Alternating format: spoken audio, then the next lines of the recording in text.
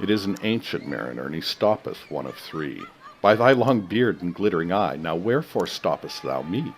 The bridegroom's doors are opened wide, and I am next of kin. The guests are met, the feast is set, mayst thou hear the merry din? He holds him with his skinny hand. There is a ship, quoth he. Hold off, unhand me, greybeard loon.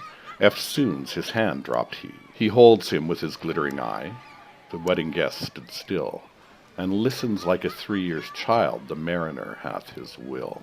The wedding guest sat as a stone, he cannot choose but hear. And thus spake on that ancient man, the bright-eyed mariner. The ship was cheered, the harbour cleared, merrily did we drop, below the clerk, below the hill, below the lighthouse top. The sun came up on the left, out of the sea came he, and he shone bright, and on the right went down into the sea. Higher and higher every day, till over the mast at noon, the wedding guest here beat his breast, for he heard the loud bassoon. The bride hath paced into the hall, red as a rose is she, nodding their heads before her goes the merry minstrelsy. The wedding guest he beat his breast, did he cannot choose but hear, and thus spake on that ancient man, the bright-eyed mariner. And now the storm blast came, and he was tyrannous and strong. He struck with overtaking wings, and chased us south along. With sloping masts and dripping prow, as who pursued with yell and blow still treads the shadow of his foe, and forward bends his head, the ship drove fast, loud roared the blast, and southward aye we fled. And now there came both mist and snow, and it grew wondrous cold, and ice mast high came floating by as green as emerald, and through the drifts the snowy cliffs did send a dismal sheen, nor shapes of men nor beasts we ken, the ice was all between. The ice was here, the ice was there, the ice was all around, it cracked and growled and roared and howled like noises in a swound. At length did cross an albatross, through the fog it came, as if it had been a Christian soul, we hailed it in God's name. It ate the food it had ne'er eat, and round it flew. The ice did split with a thunder fit, the helmsman steered us through, and a good south wind sprung up behind, the albatross did follow, and every day for food or play came to the mariner's hollow. In mist or cloud, on mast or shroud, it perched for vespers 9, whiles all the night through fog smoke white glimmered the white moonshine. God save the ancient mariner from fiends that plague thee thus. Why lookest thou so? With my crossbow I shot the albatross. The sun now rose upon the right, out of the sea came he, still hid in the mist, and on the left went down into the sea. And the good south wind still blew behind, but no sweet bird did follow, nor any day for food or play come to the mariner's hollow. And I had done a hellish thing, and it would work 'em woe. For all averred I had killed the bird that made the breeze to blow. A wretch, they said, the bird to slay that made the breeze to blow? Nor dim nor red, like God's own head, the glorious sun uprist. Then all averred I had killed the bird that brought the fog and mist. Nor dim nor red, like God's own head, the glorious sun uprist. Then all averred I had killed the bird that had brought the fog and mist. 'Twas right, they said, such birds to slay that bring the fog and mist. The fair breeze blew, the white foam flew, the furrow followed free. We were the first that ever burst into that silent sea. Down dropped the breeze, the sails dropped down, 'twas sad as sad could be, and we did speak only to break the silence of the sea. All in a hot and copper sky, the bloody sun at noon, right above the mast did stand, no bigger than the moon. Day after day, day after day, we stuck, nor breath nor motion, as idle as a painted ship upon a painted ocean. Water, water everywhere, and all the boards did shrink. Water, water everywhere, nor any drop to drink. The very deep did rot, O Christ, that ever this should be.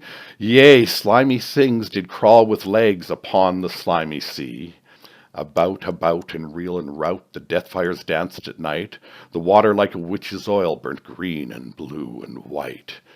And in some dreams assured were of the spirit that plagued us so, 9 fathoms deep he had followed us from the land of mist and snow. And every tongue through every drought was withered at the root. We could not speak no more than if we'd been choked with soot. Ah, well a day!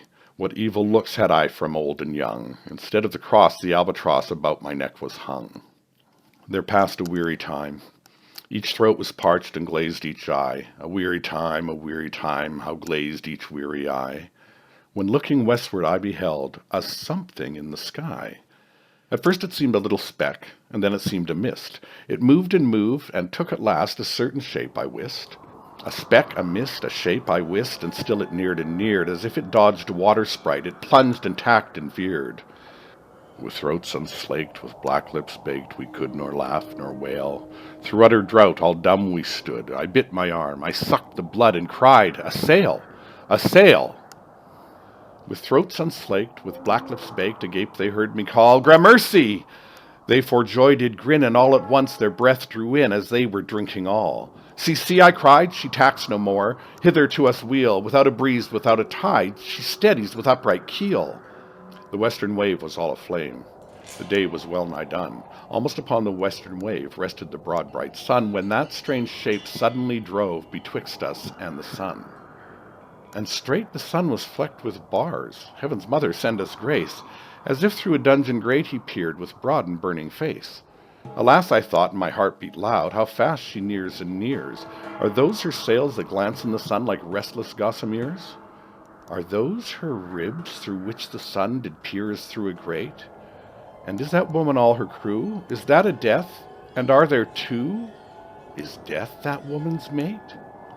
Her lips were red, her looks were free, her locks were yellow as gold, her skin was white as leprosy. The nightmare life in death was she, who thicks man's blood with cold. The naked hulk alongside came, and twain were casting dice. "The game is done, I've won," quoth she, and whistles thrice. The sun's rim dips, the stars rush out, at one stride comes the dark. With far-heard whisper o'er the sea off shot the spectre bark. We listened and looked sideways up, fear at my heart as at a cup. My lifeblood seemed to sip. The stars were dim and thick the night. The steersman's face by his lamp gleamed white.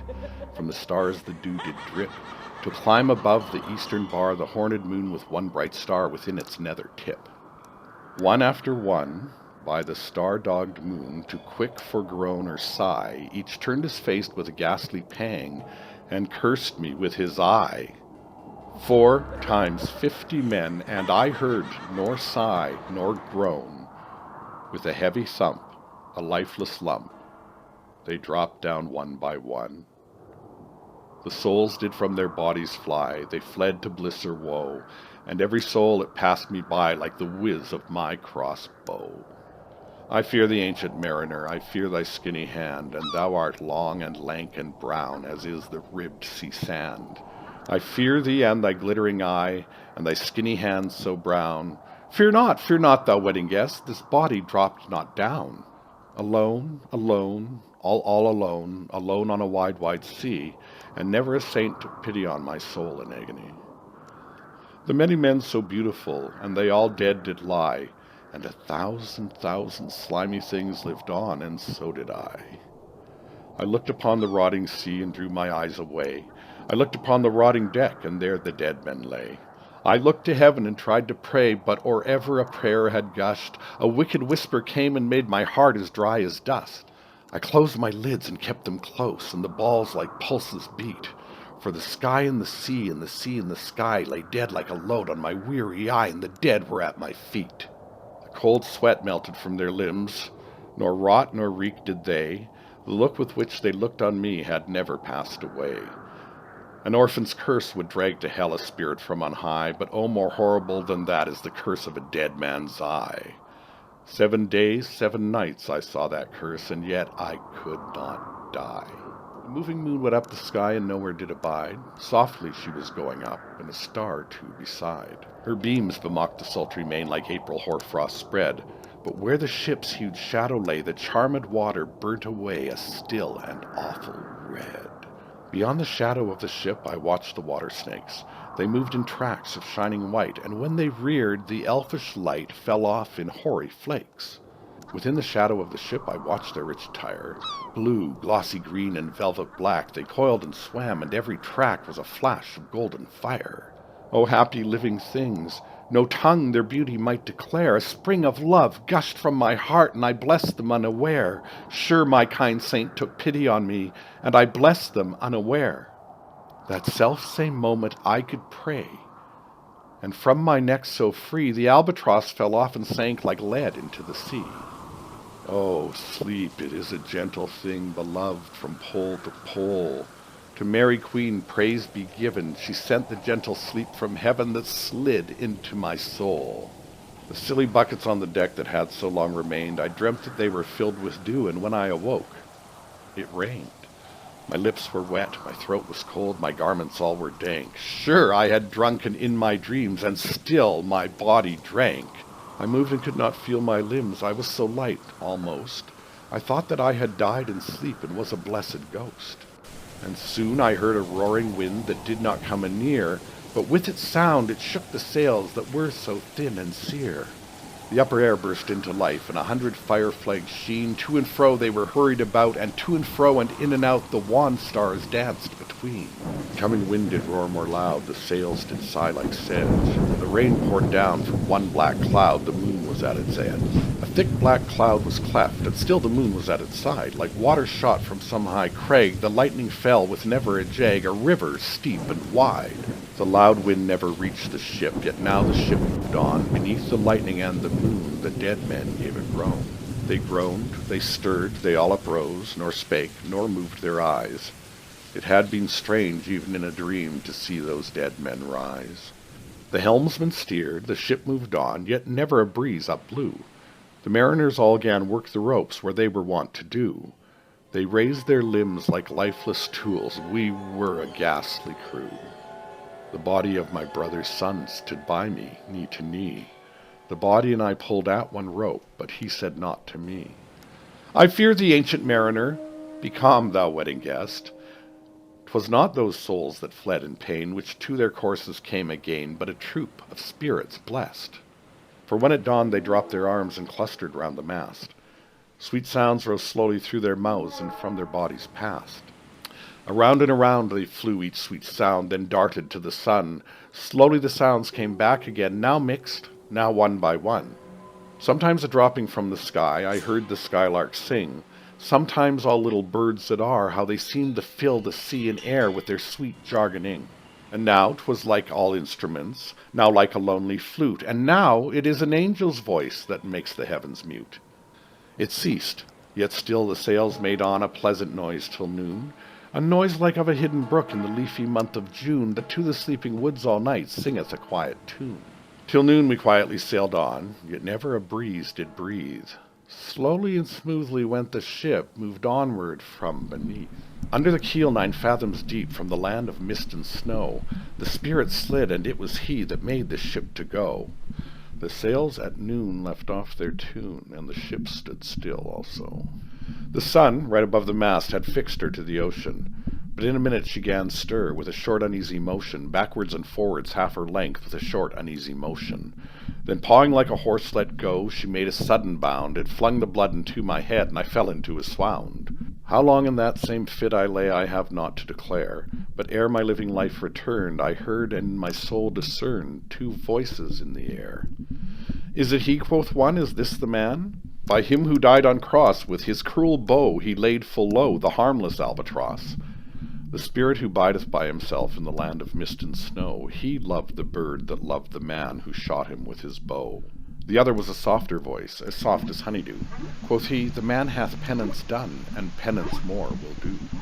But tell me, speak again, thy soft response renewing, what makes that ship drive on so fast? What is the ocean doing? Still as a slave before his lord, the ocean hath no blast. His great bright eye most silently upon the moon is cast.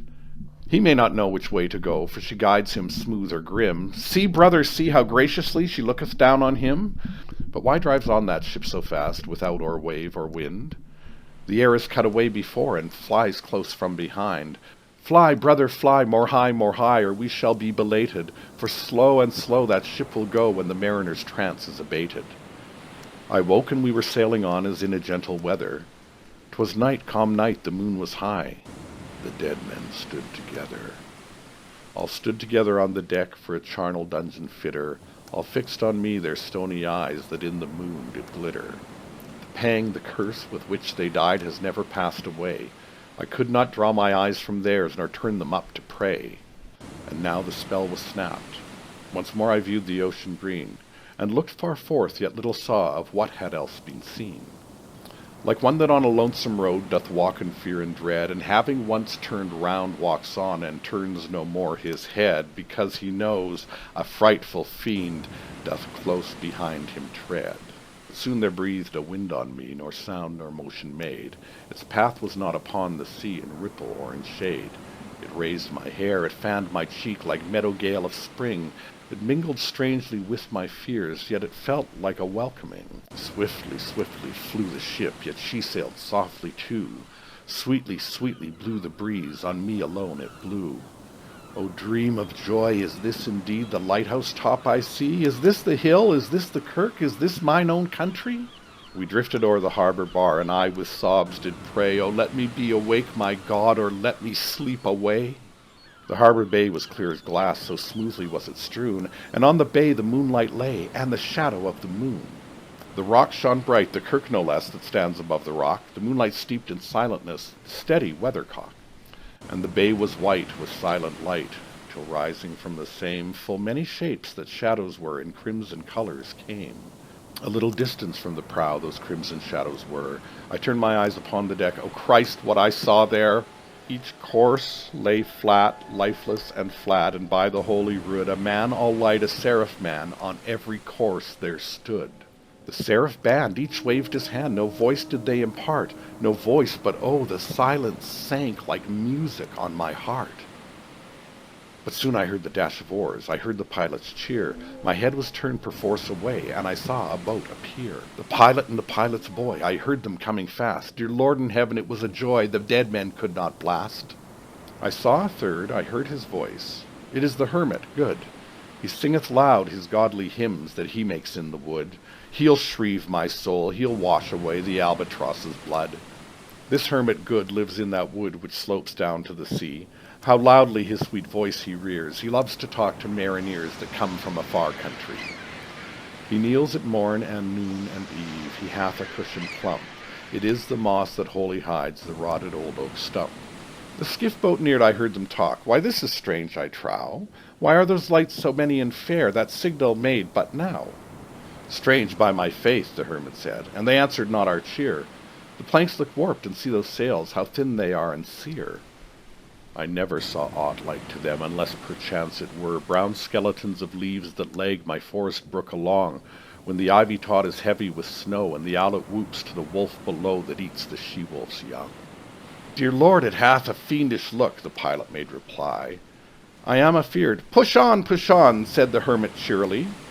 The boat came closer to the ship, but I nor spake nor stirred. The boat came close beneath the ship, and straight a sound was heard. Under the water it rumbled on, still louder and more dread. It reached the ship, it split the bay, the ship went down like lead. Stunned by that loud and dreadful sound which sky and ocean smote, like one that hath been 7 days drowned, my body lay afloat. But swift as dreams myself I found within the pilot's boat. Upon the whirl where sank the ship, the boat spun round and round, and all was still, save that on the hill was telling of the sound.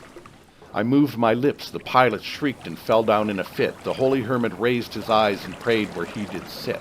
I took the oars, the pilot's boy, who doth now crazy go, laughed loud and long, and all the while his eyes went to and fro. Ha ha, quoth he, full plain I see, the devil knows how to row. And now, all in my country, I stood on firm land. The hermit stepped out of the boat, and scarcely could he stand. Oh, shrieve me, holy man. The hermit crossed his brow. Say quick, quoth he, I bid thee say, what manner of man art thou?